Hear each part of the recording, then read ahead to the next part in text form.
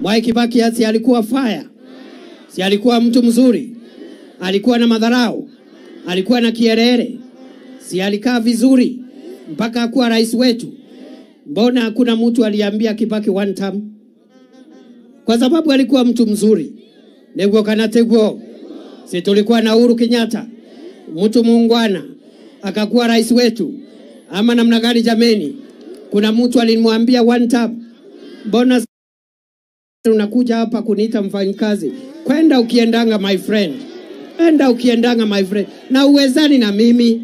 Wewe uwezani na mimi. You are a small man. Mimi nimepigana na Ocampo ICC. Tukamwangusha. Ocampo alikuwa anataka kufunga Uhuru Kenyatta na William Ruto. Nikapigana na yeye, nikarudisha Uhuru Kenyatta, nikarudisha William Ruto. Wote wakakuwa marais wa nchi. Niseme nisiseme? Niseme nisiseme? Kuna uongo nimesema mahali? Iko uongo nimesema? Mliliona ICC kule Hague. Nilileta Uhuru Kenyatta akakuwa rais wa 4. Nilileta William Ruto akakuwa rais wa 5. Huyo mtu mwingine ni nani huyo anakuja kuturingia hapa my friend?